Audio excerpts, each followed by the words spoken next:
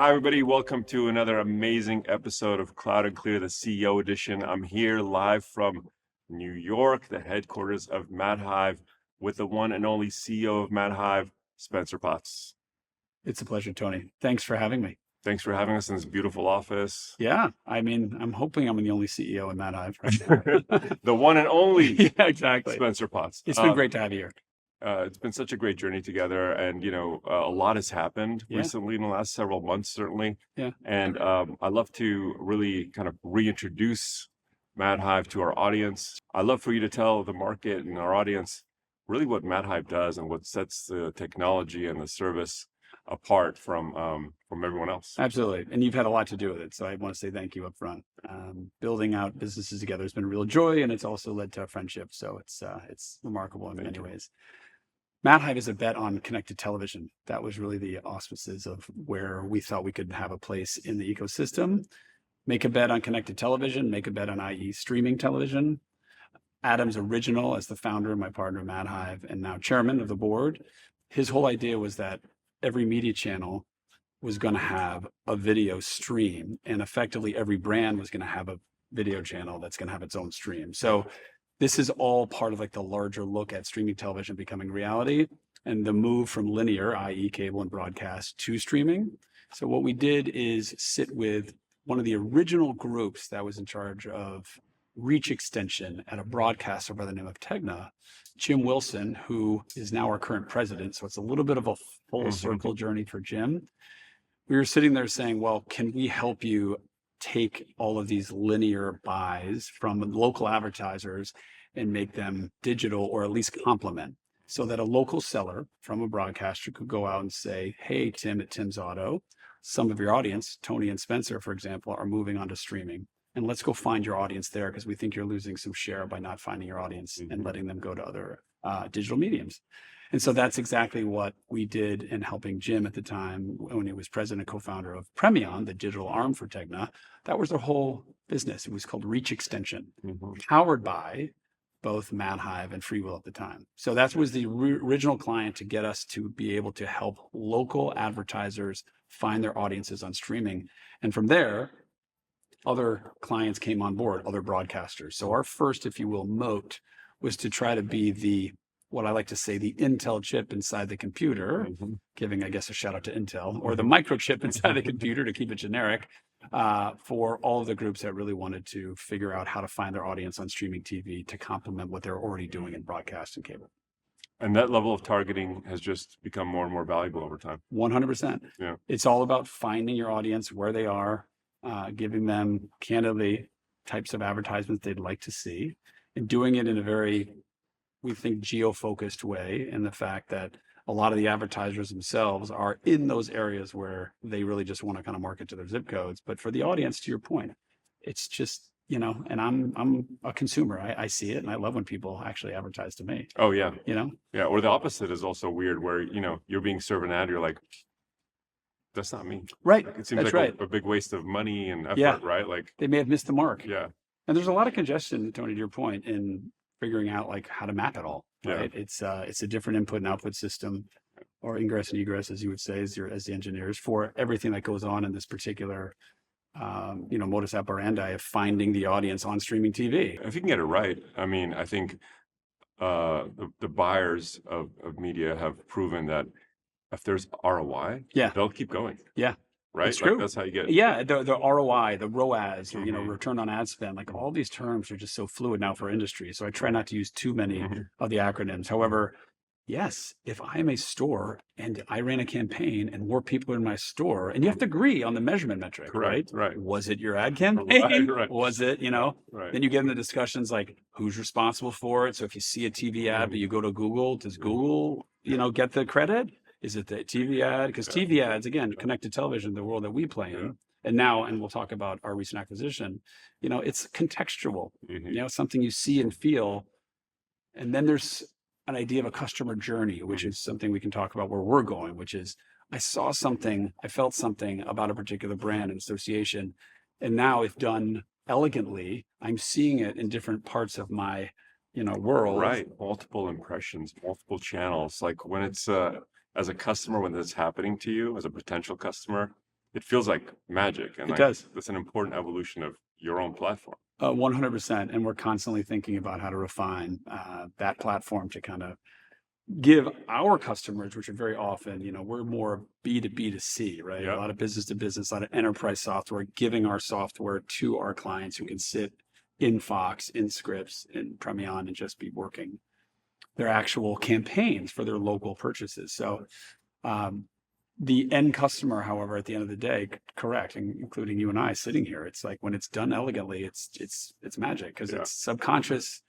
They're creating an emotion, and you have the tools, and this is where we'd like to go Madhive to be really the digital advertising hub for SMBs, because we want to have all those aspects to just make it, hey, you are an advertiser at XYZ, you have this budget, we have all the channels you'd want to participate in digitally, right? We have search, we have social, we have display, we have CTV, etc.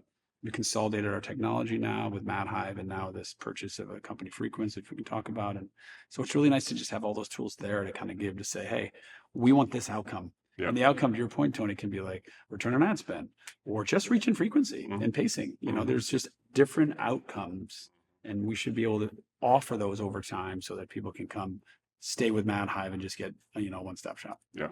Well, speaking of massive change and evolution, and I feel like we've been talking throughout like the last months and years as this happened.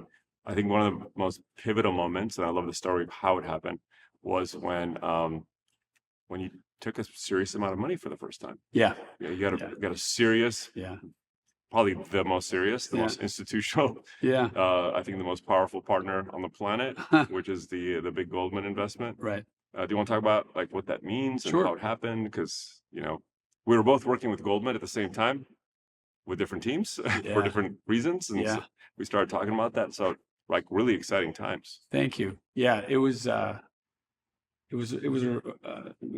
process that I still think about often around how it all came to be, right? So I get somewhat existential sometimes when I think about here we are, a bunch of humans like working in this environment, head down during COVID, trying to get the best out of each other, focusing on this value proposition I just discussed, and it's like, okay, is this reality? Like, we saw income come in, so we could, we knew that with revenue comes value, and then we're trying to be efficient about how we, have the bottom line that we all are focusing on, and then you start meeting people, and we felt very, humbled by the fact that Goldman, in particular, came out front and said, "Listen, we want to build out a particular book, in advertising technology."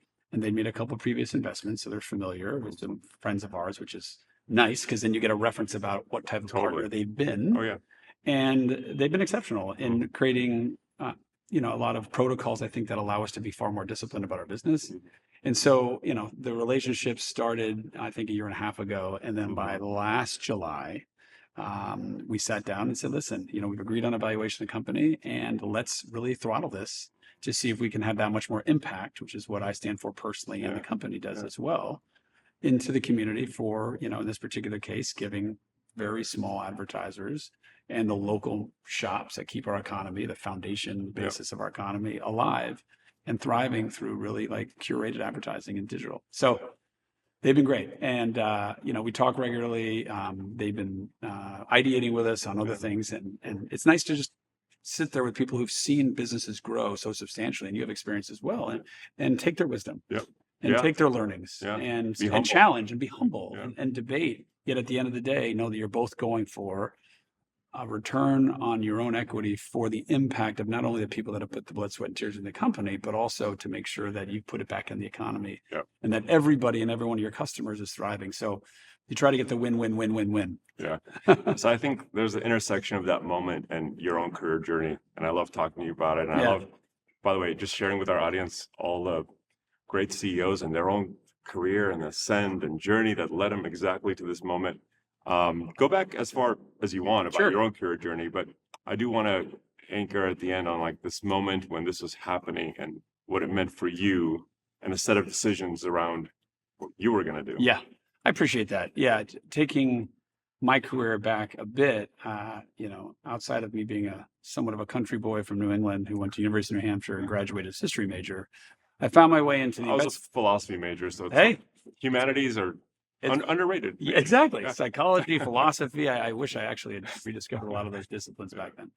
I came in, to the investment community back in '95 to date me, and I came to New York a couple years out of school to really kind of find my focus and what I could do for the investment community. I'd had a job in Boston for, I like to say, a cup of coffee, wonderful town. I just felt more alive in New York City. So I came down and took a job with some banks, and then got into investment community into the hedge fund community. And I felt really alive out, you learn a lot about yourselves, as a human. It's like, I'm extroverted. I feed off people's energy. This is great. As long as I can get excited about something. I told someone halfway through my career, I get excited about, a lot of different things. And so I get to tell people and get them excited about what I'm excited about. Yeah. So that continuation, again, if you believe, and again, you have, I think the ethics and morals to kind of focus on what's real in this world and where you're really making a difference to people. So whether I was selling a hedge fund to a foundation that was helping, nuns and orphans, it was wonderful just to kind of have that kind of feedback loop. So I made my way through, and then in, I think 2017, I was really like in a headspace where I was just really kind of done. And I didn't know what that meant. I just knew that I was unable to run the 4-minute mile, as they say, for my current colleagues. And so I left, and I ended up meeting Adam the day I left, which few people know. Same day. Same day. I'm walking out. I'm like, okay, I just left a 25-year career in finance. This is interesting. What am I going to do? I have a lot of liabilities, a lot of expenses now. Holy smokes. And I met Adam that day, seeing a friend actually on Instagram talking about blockchain. This is how random it goes. So when you look at my career, you're like, all right, history major, was investments, was a sales guy. And, I ended up kind of hiring sales teams and managing people. And I really was getting, again, inspired by other people that I could help mentor, et cetera. And then with this kind of departure, I just see like a friend who I hadn't seen in 15 years who knew Adam. And I called him, and he happened to be in New York. And I took a right, Tony, down on Park Avenue to Chelsea and met Adam for the first time. And that was the beginning of all this. Crazy. And I didn't know if I could ever be an operator. I was unsure if I could, do anything but maybe raise capital. That's all I knew. Yeah. So for anybody, including like the intern class from last year at Madhive, I tell the story of like, ask questions, be consistent for someone, be reliable, show up, do the work. Right. And just ask for more. And with Adam in particular, and we say this to each other every day now, Tony, I want to make you feel safe. I want to make you feel safe. Can I add value? And I want to make you feel safe. I try to avoid playing victim at any point in time. If you think I'm making you unsafe, you can probably tell me to show me the door. That is like part of like the mantra that Adam and I really fell into. So we have this like ride or die mentality. I love that. And so that has taken us to, this journey now where, we have the chance to really make a difference in, what I think at the end of the day are humans connecting to humans. Yeah. And that's what Adam always really felt passionate about. And he's trying to find different ways. And so even as chairman, he's now figuring out a data play to figure out how you and I can share our data, but feel safe and also have that kind of connection with any, particular brand or agency or product that wants to get in touch with us. There's so much consistency about, I think, the way you operate your culture, what you're bringing to this organization now, like maybe a different level, different playing field. But, one of the big things around culture, especially I think as sort of the moment of acquisition, your first acquisition, right? The Goldman thing opened up this new path for growth, market transformation, growth. So tell me about Frequence, because that's a really important part of the strategy. And I love to like dovetail that into not only the strategic advantage of what it means, but how do you manage this really special culture as you're making your very first acquisition, which is always super special as a company? Yeah, I appreciate you asking the question because I think about that the most, which culture drives everything. And in my mind and in my opinion. So when you are sitting there with two companies that are looking to get the best out of each other, and that there's a strategic, hopefully competitive advantage in the marketplace with these two companies coming together with the industrial logic behind it, which I'll get into. How does it, and we're still in the middle of it. And this is actually something that closed, as you know, like 2 months ago. Right, very fresh. And I'm inspired by a lot of the energy around to say, from any place in the company, how do we go faster? Like, how do we increase the velocity of interactions within the company to make sure the culture stays intact? And that is something where I work with a lot of the teams to make sure that I can be someone who's either motivating, someone who's either at the same time translating, very often finding people to empower. So I'm delegating. And then at the end of the day, when there's a lot of questions, which I try to create the psychological safety here, I do a lot of hopefully educating, right? Like what I've learned, what the pitfalls are. And I use those 4 ING words because they are really what I think about every day. Like, where is my utility? Where is my utility? Yeah. Right? How am I helping? How am I adding value? How am I having any impact right now? And so I do like coming to the office every day. I'm an old school Gen Xer, and part of the reason I like coming to the office every day, and knowing that there's wonderful companies that hybrid and remote, I come to the office every day because I like to sit in that headspace and know that, like, when I've done something, let's say tactically, and tactical work, without going into a tangent, is very often like comforting because you're just getting things done. Right. However, when I have to sit back and almost uncomfortably strategize, right? Like, wow, Frequence is 325 people. Madhive is 200 people. That's 525 people. Yeah. There are definite synergies. Frequence, just to get to the value proposition, is a workflow software that is multi-channel, i.e. omni-channel for digital, all of the things that we want to represent.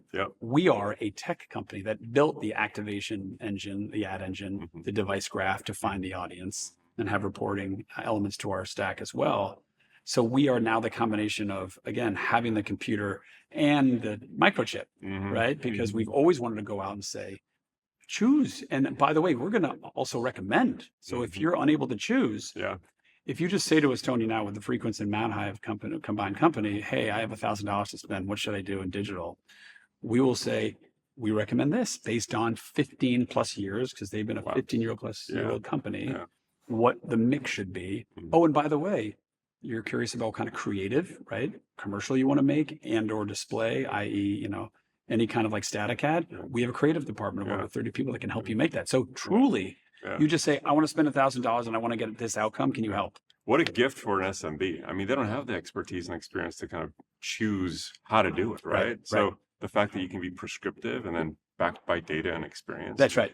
What a huge advantage. Well, and back to your point and your question about the culture, it's just so defined by keeping everybody understanding what that means and how that can impact their own lives outside of compensation, which is certainly a natural way we live. Again, are you inspired by what we're doing, right? Can you feel it? Is it tangible? And a friend of mine told me, and I'm sure you've heard the same, and I said it earlier, like 95% of all acquisitions, integrations fail because of culture and, lack of, logistical operational expertise, right? So it's just this clown car of activity. And so we're looking to Goldman and looking to others, and it's wonderful to have them as partners to say, all right, you've seen a million different integrations, probably literally. You've seen all the iterations of how it can go.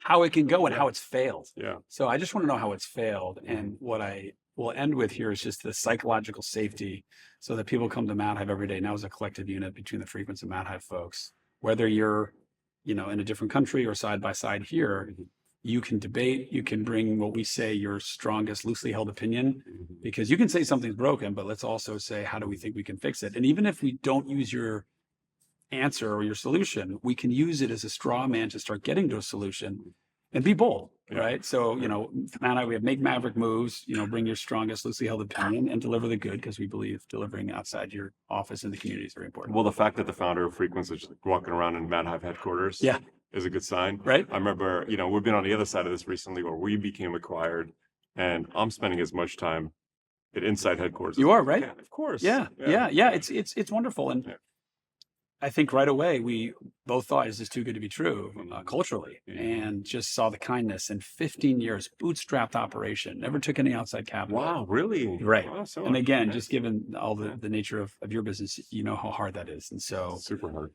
Wow, that was just something where they sat together and you see for over 15 years as a total enterprise, and you see people you're meeting like, I've been here for 7 years, I've been here for 9 years, I've been here for 11 years. I'm like, is there anybody that was recently hired? And that's just, again, a compliment to them, for sure. right?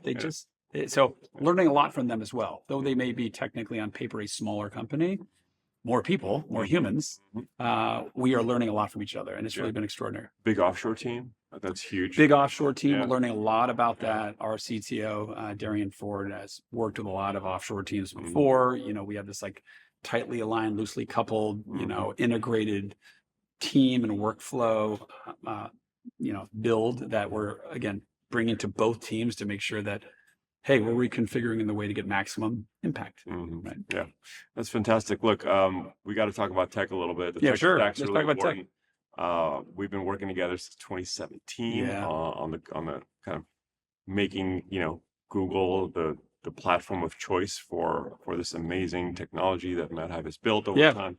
Do you want to talk about kind of what that has meant for you from a partnership standpoint with us and with Google, especially now, obviously, like Google's leaning in so well and so much, and we're sort of hand in hand with Darian's team trying to make this work for you as you scale and be at a competitive advantage on the tech side. So do you want to describe that journey a little bit? Absolutely. Yeah. So I know I came in right after you had established a relationship when Madhive was a handful of people, and I think you said you were under 100, maybe 75 people.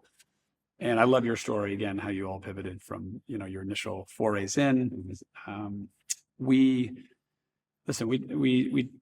were looking for someone to believe in us, right? And I know you were as well in the customer journey. So I like to think of the term long-term greedy, right? I think between Google, between SADA, and between Madhive, we all took risk. And getting back to my favorite isms, we made each other feel safe, right? We were responsive. We were looking to kind of like bring new ideas. I remember you would kind of call up and say, hey, we're going to come to New York. And even if you have nothing on your mind, we're going to start spitballing some stuff. And you pushed us, right? And I'm sure in many ways we pushed you when we started getting going on a project. You pushed us and Google, by the way. Yeah. You were so early in pushing the technology on BigQuery and stuff to such, a different type of utilization, a different type of consumption. So it was all kind of everyone's trying to make everyone, better. And it was great to see that and do that together. Yeah, I appreciate you saying that. And also I know that the original founding fathers of Madhive came from outside of ad tech. So I always think about the elements of that going into a partnership with Google, because Tom Bullock, original CTO and co-founder, came from Zynga.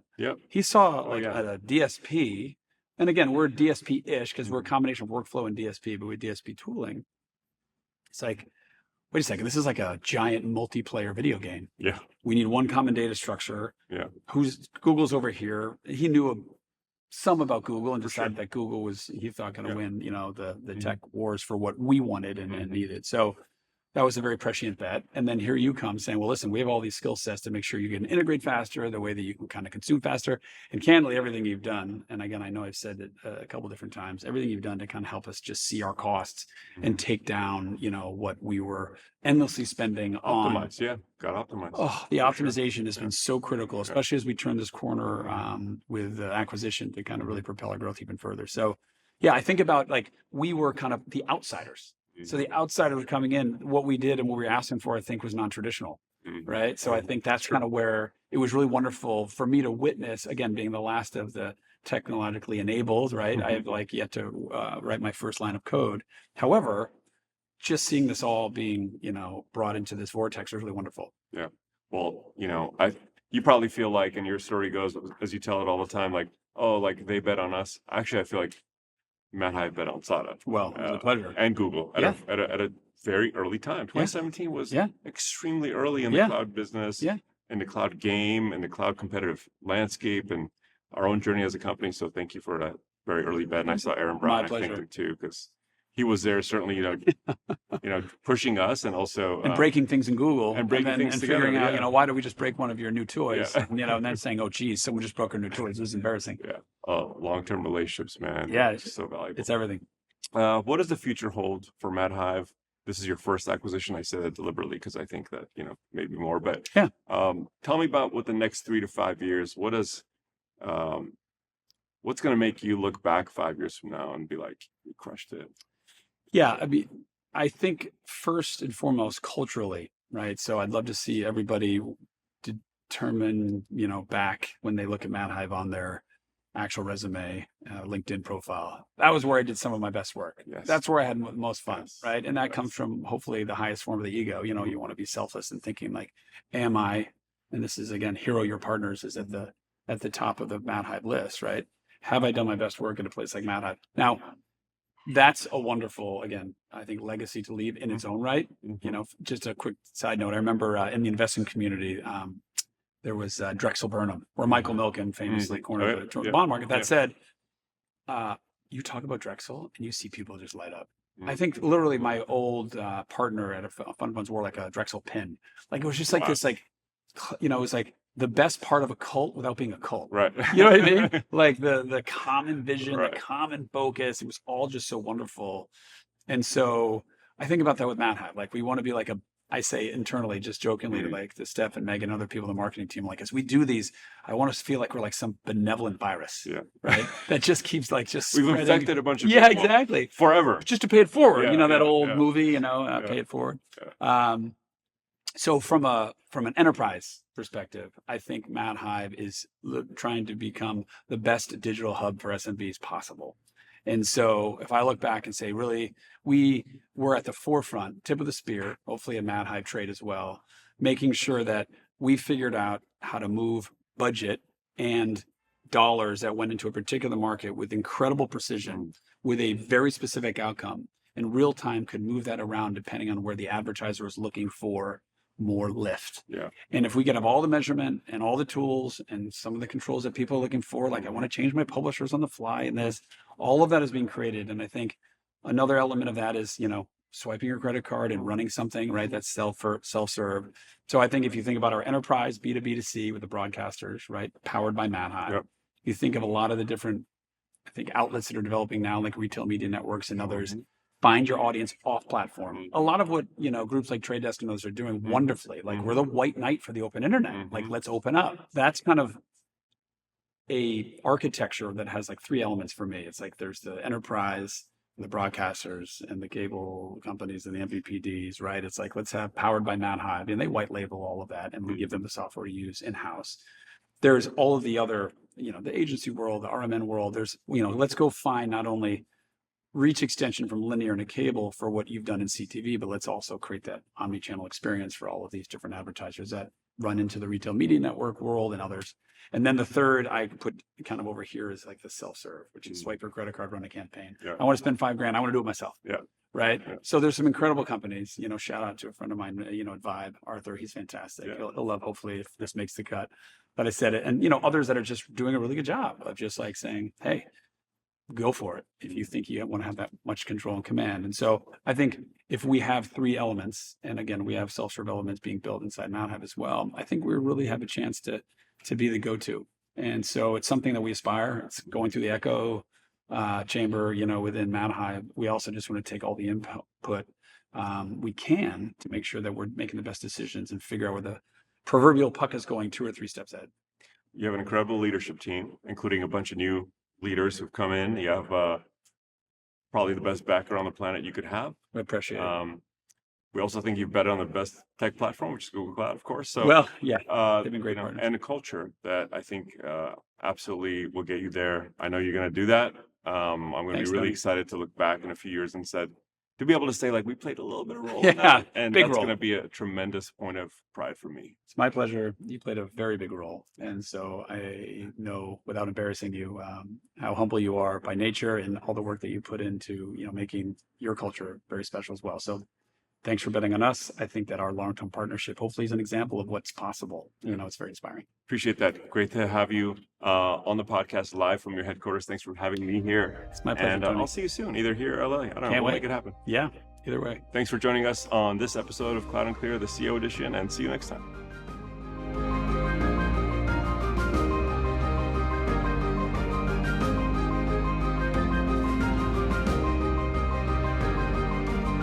Thank you for listening to Cloud and Clear. Check the show notes for links to this week's topics. And don't forget to connect with us on Twitter @Cloud and Clear and our website, sada.com.